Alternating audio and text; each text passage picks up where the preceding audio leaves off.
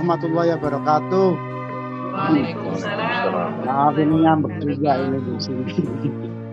Alhamdulillah wa syukurillah la haula wala quwata illa. Selamat pagi, good morning. Selamat pagi. Saya bergembira hari ini sebanyak sekitar 150 orang telah bergabung dengan kita dan kita bersama-sama dari Indonesia, mulai dari Sumatera, Kalimantan, Sulawesi, gabung dengan kita, Jawa.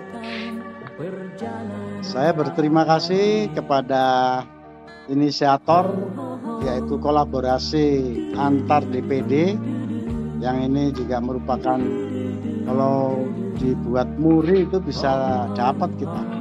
Karena ini baru pertama kali ada kolaborasi DPD dalam kegiatan-kegiatan yang sifatnya seremonial dan memberikan pencerahan bagi kita. Bapak dan Ibu sekalian, ini tadi baru gabung juga saya lihat Pak Pupu Saiful Rahmat dari Universitas Kuningan. Kumaha damang, Prof? Ya. Alhamdulillah. Alhamdulillah damang. Alhamdulillah. Nah, ini kita Alhamdulillah. Hari ini akan mengapresiasi para pendiri negeri ini dengan hari kelahiran Pancasila, dan ini diliburkan. Ya, ini bagian dari apresiasi bangsa kita, bagaimana menghargai dan mengapresiasi prestasi anak bangsa yang waktu itu terbentuk menjadi Pancasila. Recording in progress.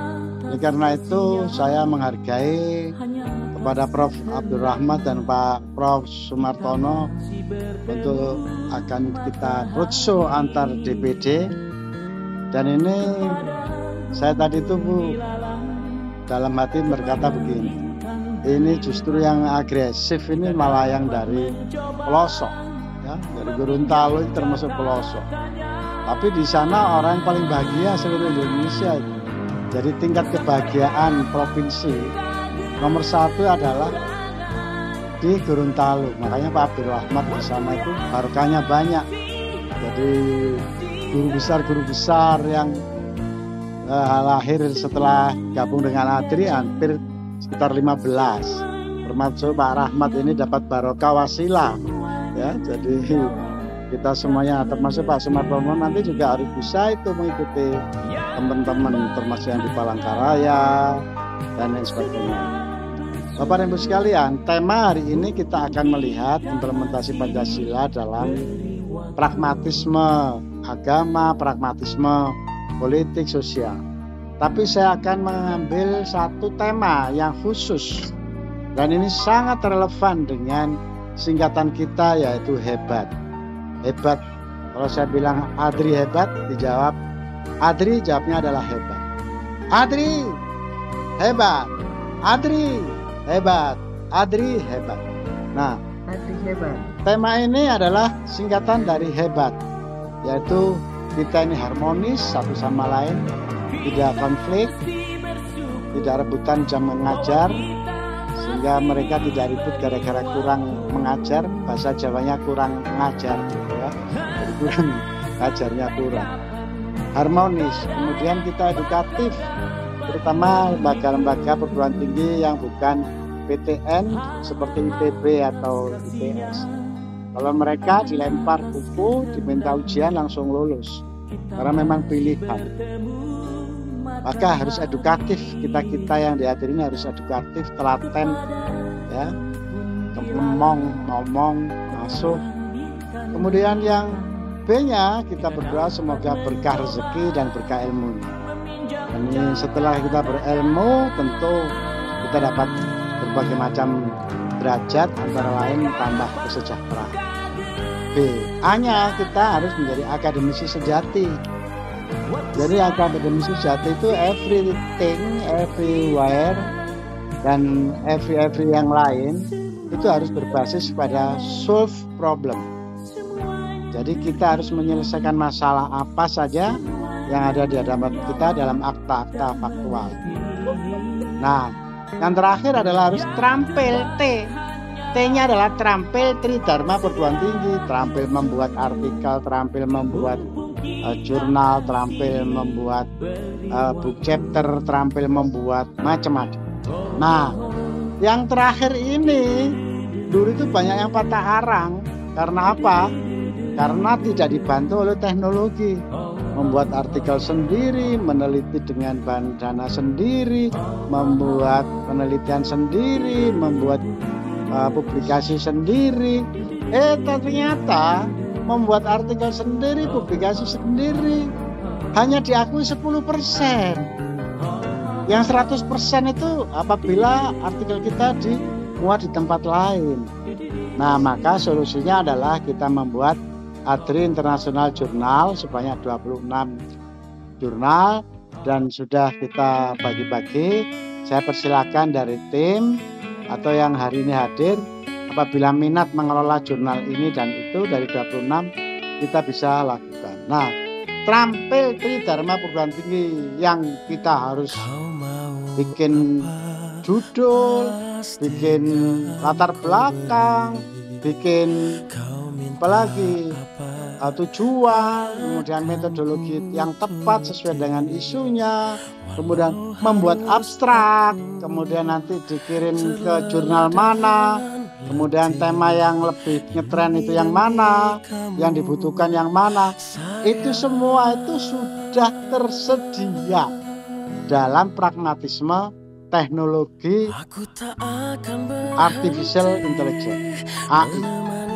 Nah, ini yang akan saya sampaikan. Jadi ini adalah contoh, tolong saya dijadikan host, yaitu saya dijadikan host. Saya akan bagikan layar saya.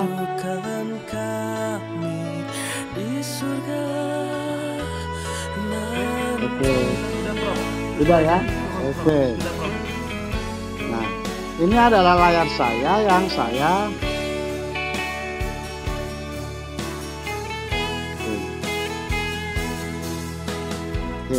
jadi saya akan buka. Nah, ini dia. Ini adalah setting. Kalau saya bawa putar gitu, kita dapat yang namanya artificial intelligence setting untuk menghadapi semua masalah. Kita nggak tahu bagaimana sih Pancasila ini diterima apa enggak oleh negara-negara lain, bagaimana kesan mereka terhadap Pancasila. Nah, ini semalam saya sudah tanya, halo, I'm Profesor Dr. Ahmad Fatoni Rodi. I have agenda celebration of Pancasila, a way of life of my country, Republik Indonesia, at June 1st 2024. Oh, keliru ini. Ya, mau jadi menteri repot ini, sudah mau duluan. Conduct by ADRI, Associate Expert and Lecturer Republik Indonesia. I am a member of the Development Board of Ideologi Pancasila, BPIPA. Help me implement. Ini saya tanya, tolong bantu. Implementasi of ideologi Pancasila for generation millennial and acceleration achievement, prestige and regulation in the world. Saya minta tolong. Langsung dijawab oleh dia dalam waktu 5 detik. Hello Prof. Fatoni Rodi, as a helpful assistant, I would be happy to provide some suggestion on how to implement the ideology of Pancasila for the millennial generation and accelerate achievement, prestige, and reputation in the world. Coba ini. Dia langsung memberi jawaban dalam bahasa Inggris karena kita tanyanya bahasa Inggris. Apa coba strategi yang dia berikan? Coba, ada berapa poin? Nah, dia kasih 4 poin. Bagaimana mengimplementasikan Pancasila dalam bumi Indonesia? Dia jawab, 1, pendidikan. education. Education is the key of the promoting and implementing the ideology of Pancasila among the millennial generation. It is important to incorporate Pancasila values into the education system from an early age, usia dini. This could be done by creating a curriculum that teaches the principle of Pancasila, promoting critical thinking, and encouraging students to apply this principle in their daily life. Second, social media. Social media is a powerful tool for the reaching out to the millennial generation. You can use social media platforms such as Twitter, Instagram, and Facebook to promote the ideology of Pancasila. You can create campaigns, share stories, and highlight achievements of individuals who embody the principle of Pancasila. Nah, itu yang kedua. Yang ketiga, youth organization, organisasi kepemudaan. Youth organization can play a vital role in promoting the ideology of Pancasila among the millennial generation.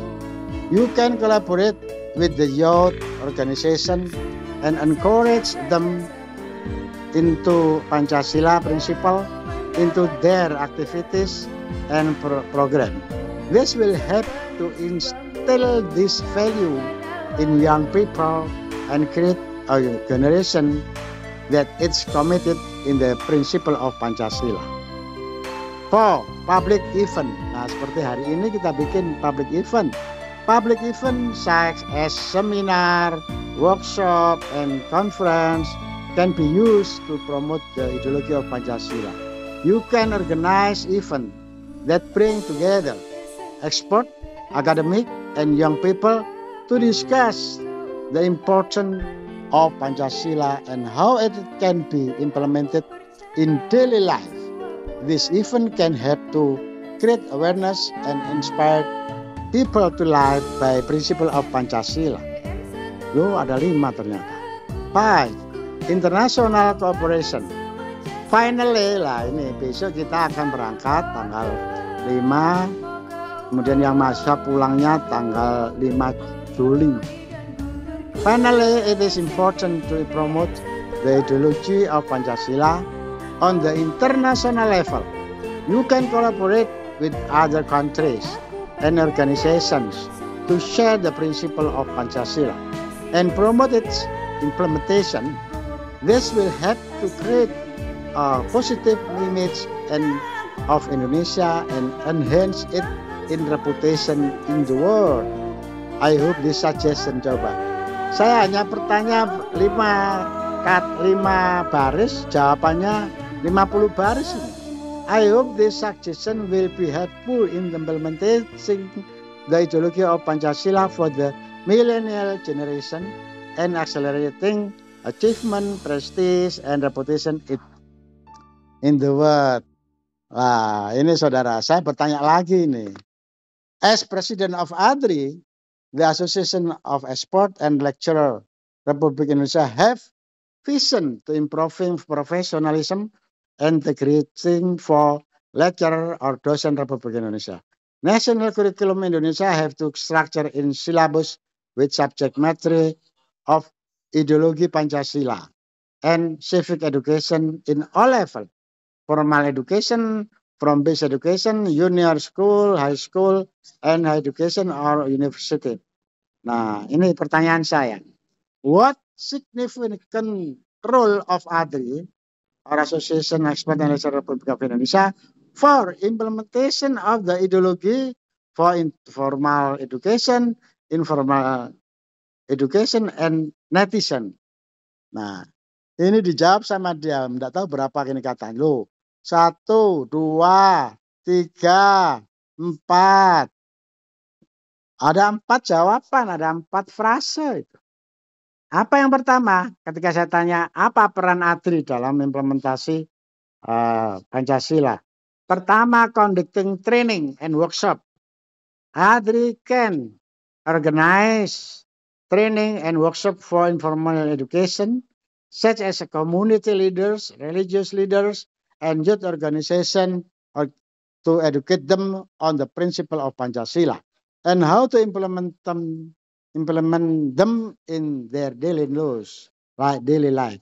Second, developing educational material. ADRI can develop education material such as videos, infographics, and online course that can be accessed by netizens to learn about Pancasila ideology and civic education. 3. Advocacy.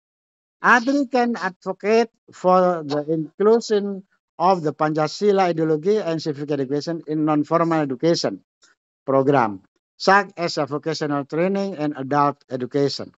ADRI can also work with policymakers to ensure that these subjects are included in the national curriculum. Nah, yang keempat, collaboration with media. ADRI can collaboration with media outlets to promote Pancasila ideology and civic education through TV program, radio show, and social media campaigns. This will help to reach a wider audience and create awareness about the importance of this subject. Overall, ADRI can play a crucial role in promoting Pancasila ideology and civic education among informal educators, netizens, and non-formal education program. By doing so, ADRI can help to create society that is committed to the principle of the Pancasila and has a strong sense of civic responsibility.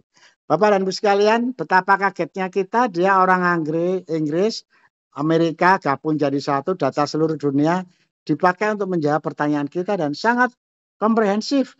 Dan ini bisa menjadi inspirasi membuat para dosen-dosen Pancasila, kewarganegaraan dijadikan penelitian. Nah, sekarang saya ngomong dalam bahasa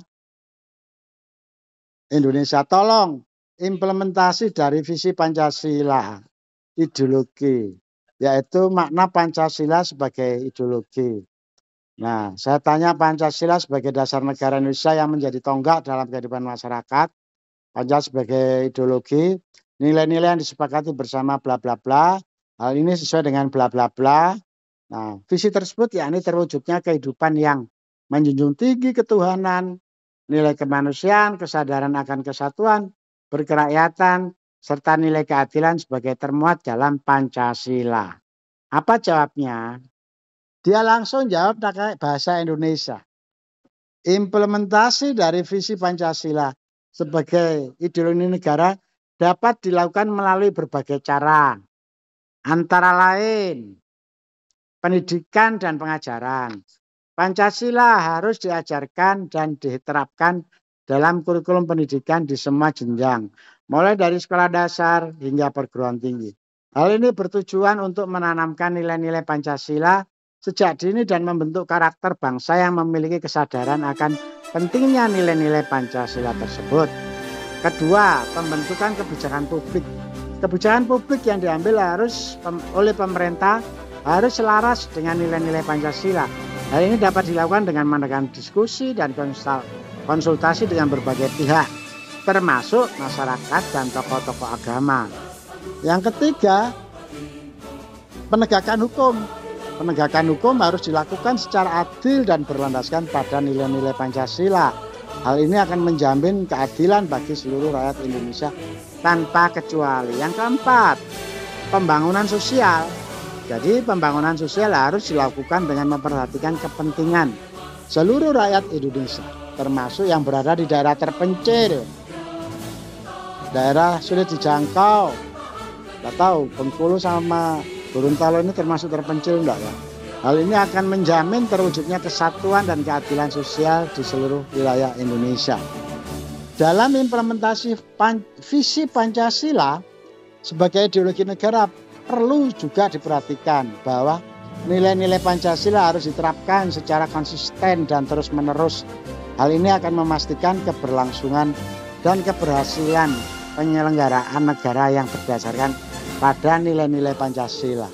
Loh, ini 5 jawaban dari orang luar negeri tentang Pancasila. Persoalannya apakah dosen-dosen kita bisa seperti itu? Nah, ini sekarang saya tanyakan lagi nih, tolong. Saya adalah anggota institusi Jejaring Panca Mandala BPIP Kabupaten Sidoarjo yang bekerja sama dengan mahasiswa dan dosen Universitas Anwar Medika Sidoarjo dalam implementasi ideologi Pancasila pada Tridharma Perguruan Tinggi, yaitu pendidikan, penelitian, pengabdian masyarakat termasuk publikasi ilmiah.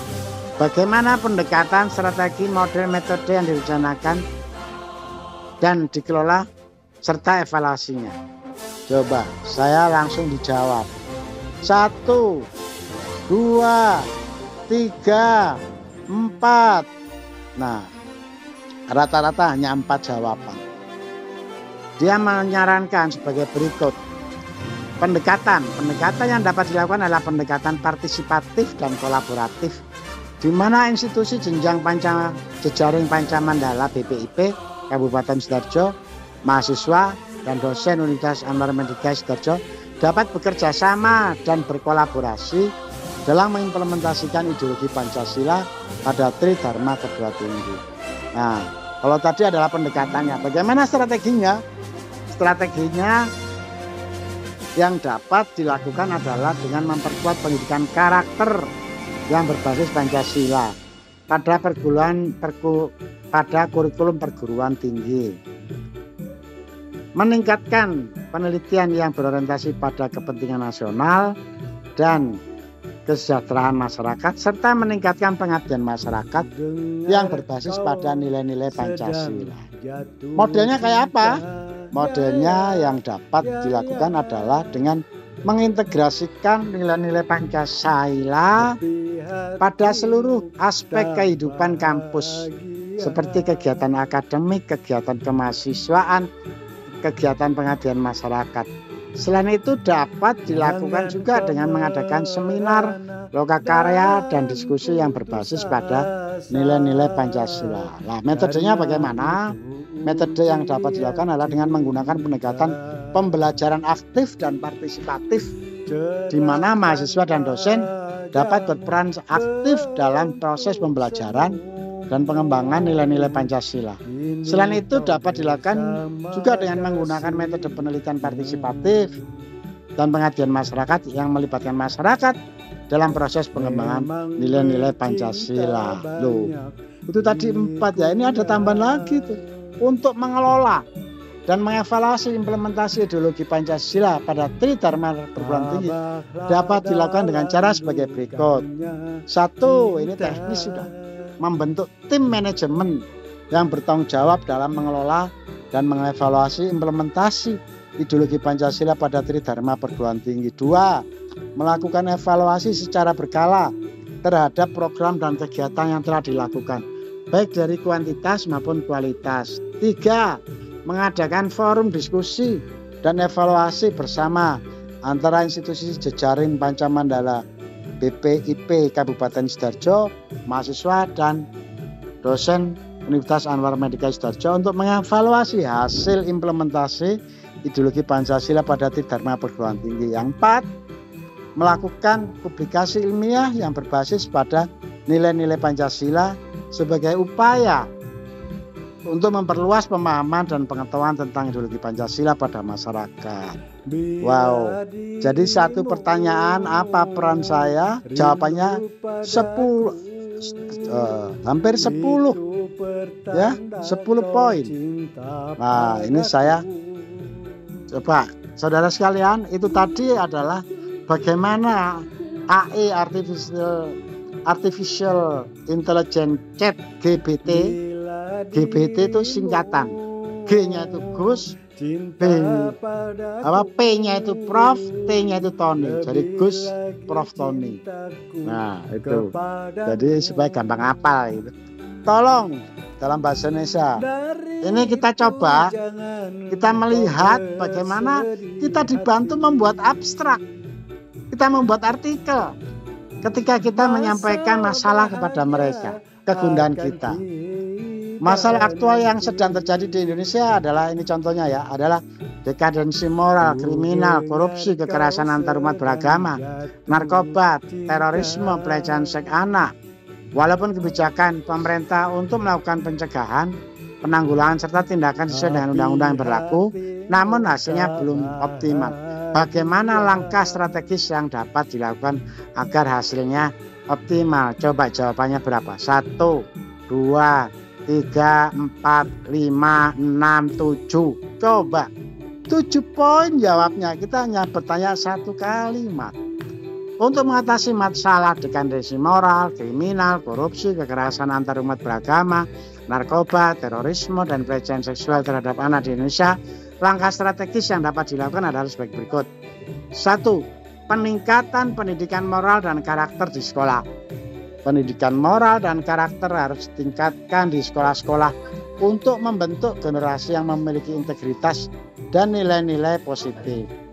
2. Penguatan sistem hukum dan penegakan hukum yang adil. Penguatan sistem hukum dan penegakan hukum yang adil harus dilakukan untuk memberikan efek jera kepada pelaku kejahatan. Ketiga, peningkatan pengawasan dan pengendalian terhadap peredaran narkoba.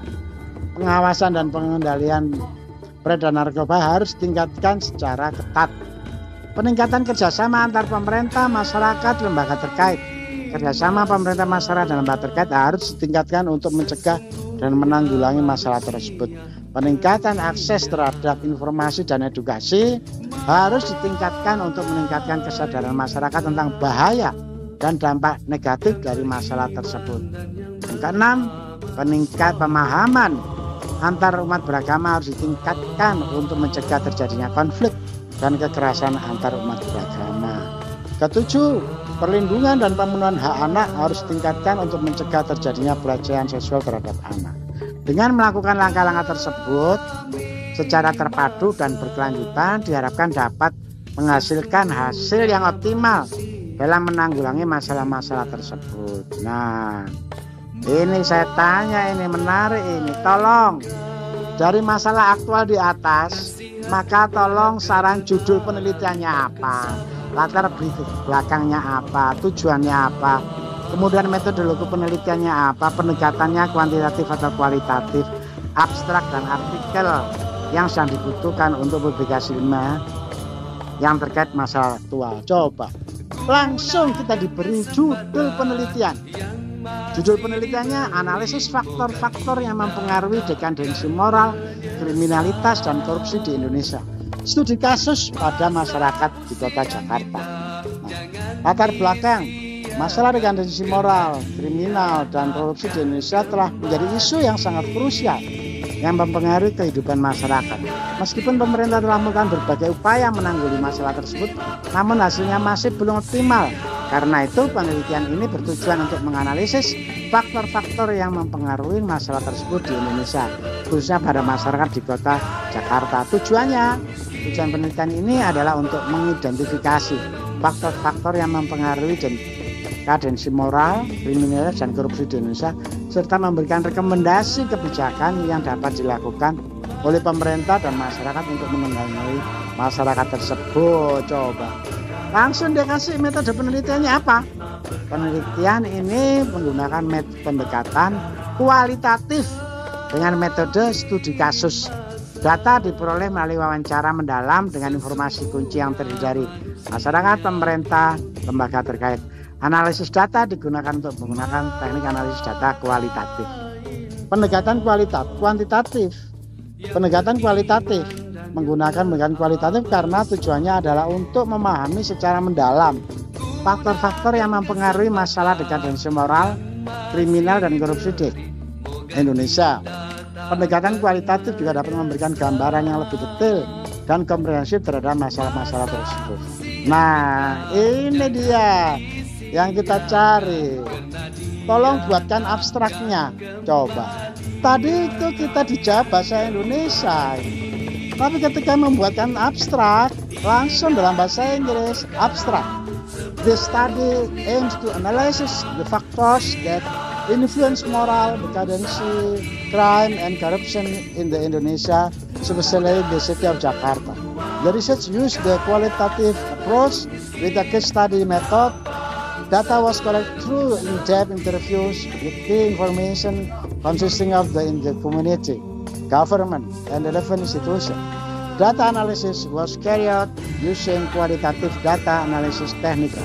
The results of the study are expected to provide recommendations for the policies that can be implemented by the government and society to address the issue. Nah, jadi ini di bahasa Indonesia kan. Jadi bahasa Inggrisnya dibuatkan abstraknya, dan kita juga dibuatkan artikel ini. Coba, sudah ada artikelnya ini.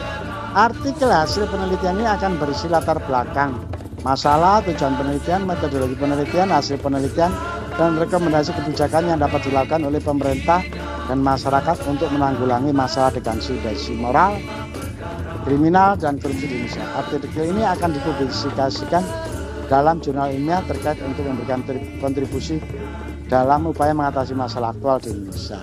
Nah, coba, ini masih ada enggak ya? Oh, ini masih ada. Pertanyaan saya, artikel yang terkait dengan masalah aktual akan mendapatkan pengakuan angka kredit bagi dosen seluruh Indonesia. Namun harus diterbitkan oleh jurnal internasional indeks seperti Scopus, Web of Science, DAJ. Tolong nama jurnal yang terlihat di atas dan pengelolaannya. Di Indonesia memiliki indeks jurnal Sinta. Tolong nama-nama jurnal yang terkait masalah aktual dan sebutkan pengelola jurnalnya. Nah, ADRI International Series dikelola oleh Dewan Pimpinan Pusat Republik Indonesia. Sebutkan 26 jurnal ADRI International Series yang ada di adrijournal.org.id dan editor in chief-nya. Coba ini. Kita lihat siapa nama-namanya. Coba 26 ADRI International Journal dengan masalah aktual dan pengelola jurnalnya. 1. International Journal of Business Economy. Chief of Editor, aku lo nggak tahu.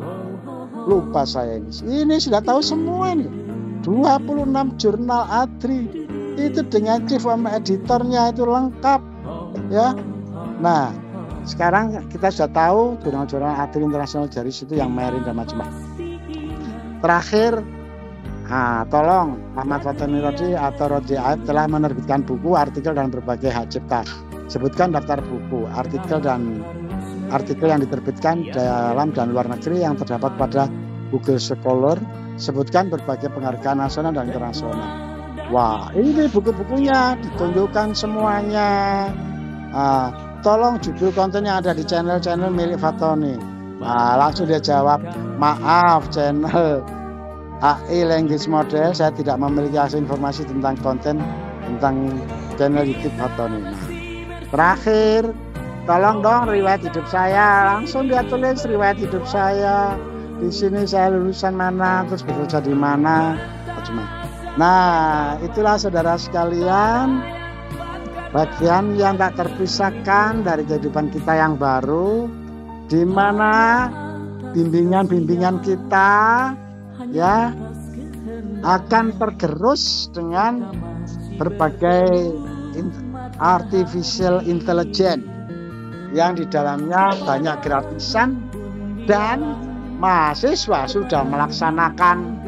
Nah, oleh karena itu ini tantangan buat kita. Bagi yang milenial, bagi itu sudah biasa, tapi bagi yang muda sudah biasa, tapi yang pasca muda seperti saya ini luar biasa, ini harus belajar ke mahasiswa, belajar ke anak-anak ya. Nah, rekaman ini saya akan share ya, sudah saya rekam, termasuk apa yang saya ucap itu tertulis di bawah itu, coba lihat. Tadi yang setiap kata-kata saya itu sudah disampaikan dan sudah tertulis di bawah dengan klik CC. Itulah saudara sekalian, sengaja agak panjang karena apa? Karena ini sangat penting buat kita. Masa depan dosen juga terganggu. Gak butuh banyak profesor. Cukup profesornya dari Artificial Intelligence OpenAI itu. Chat ya, Chat GPT, Gus Prof Tony. Nah, itu sudah nggak butuh lagi nanti itu bimbingan skripsi, bimbingan tesis, bimbingan disertasi, semuanya ada di situ. Membuat artikel di contoh tadi sudah jelas tuh, nggak butuh lagi tuh pembimbing. Lah ini untuk PTS itu untung, jadi nggak perlu honor pembimbing. tidak menyediakan anggaran honor pembimbing. Langsung pembimbingnya adalah ChatGPT. Jadi termasuk ujian-ujian juga begitu. Nanti ujiannya yang uji adalah ini. Ya Pak, soal-soalnya nggak perlu dari kita minta aja dari mereka. Tolong, aku buat ujian ini 1 sampai 10 ini. Sudah, nanti mahasiswa suruh jawab. Ya, nanti siapa yang ngoreksi? Ya ChatGPT. Nggak cocok dengan jawabannya ChatGPT. Coba satu frase aja bisa jawaban 5. Tadi itu ada 15. Berapa jawaban? Nah, saudara, inilah kita akan membuat gerakan yang saya sebut sebagai gerakan pengembangan dan percepatan artikel dan jabatan fungsional berbasis bantuan ChatGPT. Bukan GPT sih, GPT. Kalau GPT kan gagah, berduit, tangguh, lah itu GPT. Kalau GPT itu Gus Prof Tony. Jadi saudara sekalian, kita buat gerakan ini. Mari kita mulai dan nanti kita akan bikin rutin, yaitu bimbingan teknis ChatGPT untuk research and publikasi ilmiah. Saya ada waktu, saya sudah datangkan dari Badan Riset Nasional BRIN, Badan Riset dan Informasi, Pak Oni. Dia adalah alumni dari Asosiasi Penerima Beasiswa Habibie yang tersebar seluruh dunia. Nanti akan gabung dengan kita akan melakukan fintech. Ya, ini alhamdulillah nanti saya dulukan dari ini yang hadir hari ini karena sudah saya awali tadi. Dan nanti kita offline-nya di Universitas Anwar Medika Bypass Krian Sidoarjo. Itulah Bapak Ibu sekalian, waktu saya menghabiskan banyak, tapi saya yakin saya share ini pasti tidak akan bosan. Karena apa? Ini adalah nyawa kita. Nyawa kita dihabisi, bukan kita yang dosen. Orang-orang IT ini, profesor-profesor IT sudah pada keder sekarang. Waduh, kalau gitu ngapain saya ngajari programmer? Orang ini tanya, Pak, saya itu mau punya aplikasi begini-begini. Bagaimana bahasa programnya? Menggunakan apa? Menggunakan ini dan langsung jawab itu. Listingnya itu langsung keluar. Coba, bagaimana dosen-dosen kita? Wassalam kalau kita nggak mengikuti itu. Oke, itu dari saya. Terima kasih. Kita akan mulai nanti dengan fintech chat. Ini ingat saya tanggal 7 ini tanggal 7 kalau nggak salah 7 Juni ini bersamaan kami sedang ada di Raja Manggala University Bangkok. Jadi tolong gabung, nanti saya akan buat ininya serinya. Jadi nanti kita akan membuat nasional itu internasional besar. Terima kasih. Salam sukses semuanya. Tetap semangat. Adri hebat, Adri dahsyat, dan Adri luar biasa. Assalamualaikum warahmatullahi wabarakatuh. Waalaikumsalam warahmatullahi wabarakatuh. Terima kasih Prof. Fatoni telah memberikan materi yang luar biasa kepada kita. Yang terpenting bagi dosen ini harus tetap semangat, Prof ya. Jangan kalah dengan adanya ChatGPT. ChatGPT ini tidak bisa bergerilya ke masyarakat. Jadi kita lebih banyak berperan aktif di situ. Karena kalau mengandalkan menjadi dosen hanya mengandalkan ilmu pengetahuan, kita sudah kalah, Prof ya, hampir kalah dengan ChatGPT. Tapi kita harus tetap semangat karena Tridharma Perguruan Tinggi itu kan tidak hanya riset, kita ada pengabdian juga, ada pengajaran begitu, Prof. Terima kasih banyak, Prof. Motivasi dan semangatnya untuk kita semua belajar lebih baik lagi. Ini mohon bimbingannya, Prof. Kegiatan kita